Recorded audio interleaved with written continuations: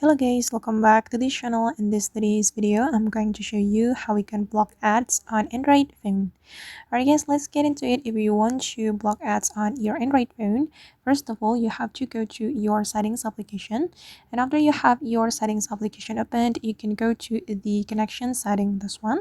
And here you have to open the more connection setting. And here we can click on the private DNS. Okay, and in this private DNS we have three options. We have off automatic private DNS provider host name, and if you want to block ads on your Android phone, you have to select this one, this private DNS provider host name, and you have to input this one, dns.adguard.com. Then you just need to click on save. And after that, the ads on your Android phone will be automatically blocked, and I hope this trick will work on your phone. Alright guys, and that's how we can block ads on Android phone. I hope this tutorial will be useful for you. Thank you so much for watching, and see you on the next video.